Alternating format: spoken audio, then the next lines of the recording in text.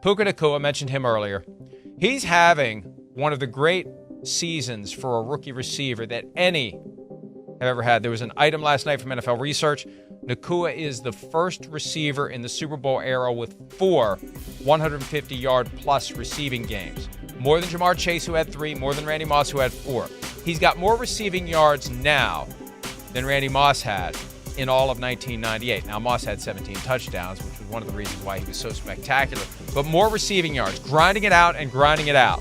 He's got 6 100-yard receiving games, Nacua does. Only Odell Beckham and Justin Jefferson had more. 7 in a rookie season in the Super Bowl era. He's incredible. The catches he makes, the things he does.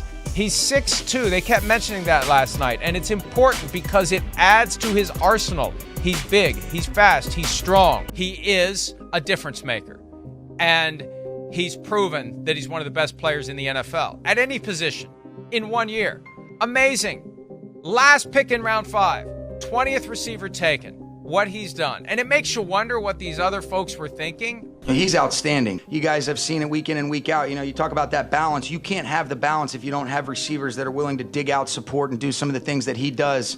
You see around the league, Stroud's had a great year, but this guy is, he would get my vote. And, he's really special, but the best part about him is he doesn't worry about those things. He worries about, just being a great teammate, continuing to improve his game, and sure love this team, and he's one of those guys that you really love. Puka Nacua may indeed be the 2023 Rookie of the Year in the NFL. He has indeed taken the league by storm. And as amazing as a rookie year he has had in the NFL, his personal backstory is just as interesting. Puka was projected to be an average backup player or a career special teamer during the pre-draft process. Given the season he's having, can you even believe that 19 other wide receivers were selected ahead of him? But now, it's looking like he could indeed be the Rookie of the Year. It was arguably a 2-horse race between Puka and CJ Stroud, but CJ Stroud of the Houston Texans got hurt and has missed a couple of games. And Puka hasn't missed a beat for the Los Angeles Rams. The reason Puka has been such a surprise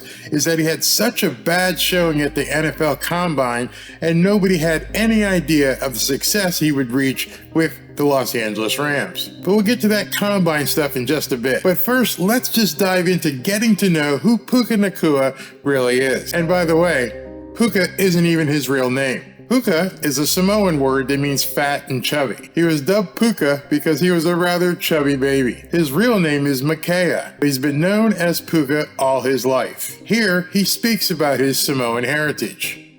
So the last name Nacua is actually Portuguese, but my mom is full Samoan and my dad is Hawaiian, a little bit of Portuguese, and my dad was a good little mix. He grew up in the Big Island in Hawaii. So a little bit of everything. If you're not familiar with the Samoan culture, let me just tell you, the people are big, the families are big, and their love of sports is even bigger. I come from a big family. I have 5 brothers and 1 sister. So at a very little age, all my older siblings were playing sports, involved in football and basketball. So as my earliest memories of me being a tackling dummy in the backyard for my older brothers and just getting hit. I had all the pads on. My brother were just running drills. My dad's got us lining up drills in the backyard. And I was just getting hit left and right. So playing football is something. I feel like it's one of the things I've known. I can go back to my earliest memories, and it's been along my life journey the whole time.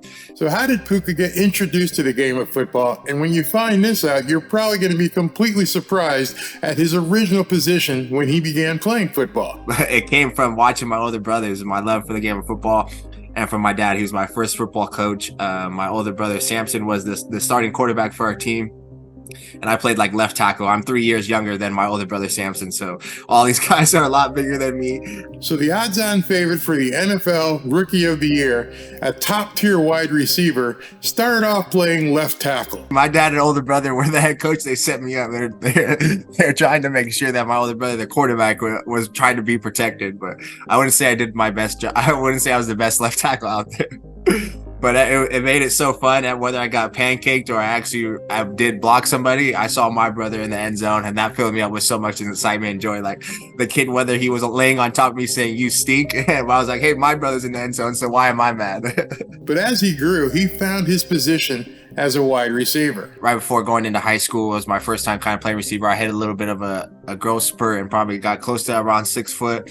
So I was just getting just taller than most guys at that age. So I started playing receiver and kind of took off from there because I like scoring touchdowns when they were throwing me the ball. As we all sometimes do, Puka had to deal with some adversity and tragedy early in his life. When he was 11, his father passed away. And a few years ago, his grandmother died of cancer. That's what brought him back to BYU after he originally enrolled at the University of Washington. My grandma was diagnosed with ovarian cancer in February of 2021 and passed away in September of that year as well.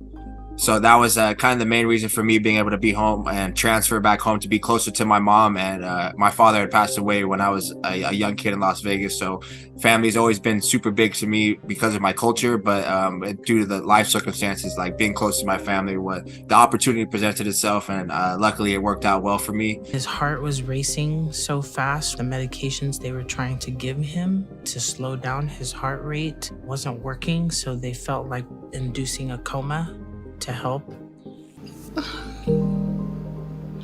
He would be so proud of them. And I'm positive that he played a little part in maybe them coming here.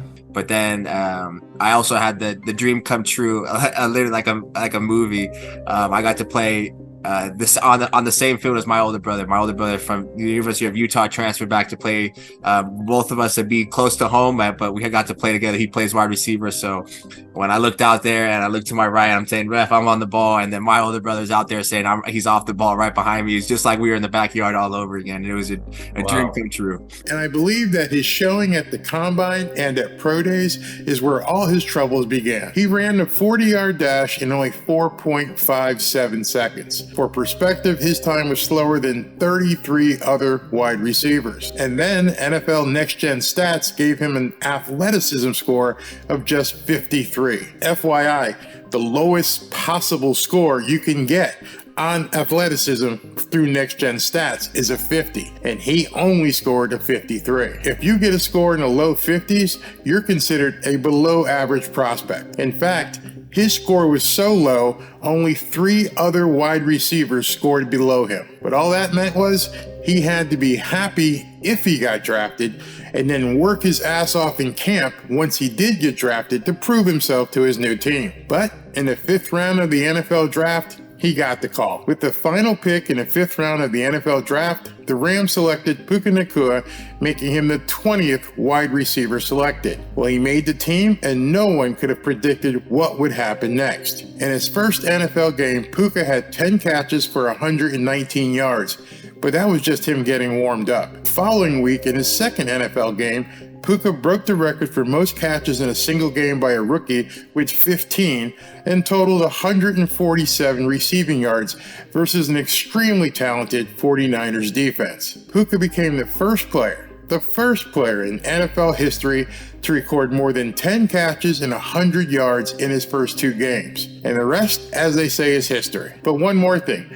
Remember how I earlier said that his 40-yard dash time was really bad for him? Well, Puka Nacua silenced those doubters as well. In a game this year, he was recorded running a pass route at 21.05 miles per hour, which is the 6th fastest speed on any route for any player this season. So obviously, track speed is a lot different than actual game speed.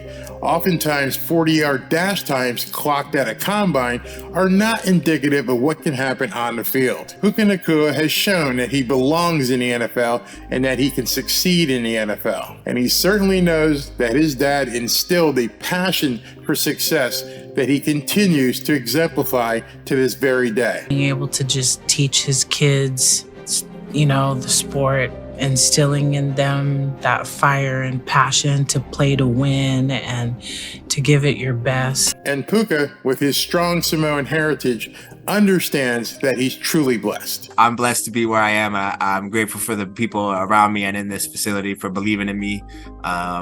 And I'm blessed. If you like this video, go ahead, like and subscribe. I'm going to be doing a lot more of these short video documentaries on players. In fact, if you'd like to see one, go ahead and check out this one on Will Levis right here. Talk to you soon.